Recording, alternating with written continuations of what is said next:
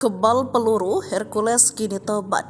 Jadi pengusaha, punya aset miliaran dan jabat ahli PD Pasar. Tantangan duel Abah Garut dan Muslim Yunus membuat sosok Rosario de Marcel alias Hercules menjadi viral. Khusus untuk tantangan Muslim Yunus, Hercules bahkan menanggapinya dengan serius dan mendatangi Grand Pramuka Jakarta Pusat. Hercules mengaku sangat terganggu dengan sesumbar Muslim dan mengajaknya duel di GKB.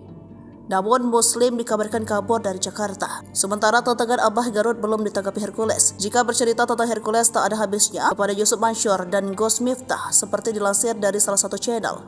23 Februari 2024, Hercules menyatakan pertobatannya. Ia mengaku sudah mengalami ratusan kali bentrok baik dalam duel massal maupun satu lawan satu. Meski terkena senjata tajam, dia mengaku hanya luka sedikit. Bahkan ada yang menembaknya dengan senpi, namun hanya sedikit luka di mata saja dan tidak mengalami luka berat. Hal itu disadari Hercules karena pertolongan dari Yang Maha Kuasa. Maka itu selepas bebas dari penjara 8 bulan karena dugaan penyerobotan tanah di tahun 2021, Hercules bertobat. Ia memilih menekuni bisnis. Hercules dikabarkan memiliki pendapatan hingga 3 miliar rupiah. Dikutip dari salah satu sumber pada Senin 20 Juni 2022, Hercules membangun bisnis perikanan yang bertempat di Muara Maruh. Memiliki puluhan hektar tanah di Indramayu, kampung istri Nia Dania dengan luas puluhan hektar. Tanah itu dijadikan sebagai lahan pertanian, tambak dan usaha perikanan air tawar. Ia pun mendirikan usaha jasa keamanan yang diberi nama PT Tito Harmoni dan menjabat sebagai komisaris utama dengan 200 orang karyawan. Dilansir dari Kompas.com terbitan 3 Mei 2021, judul kisah Hercules si preman tak bisa mati,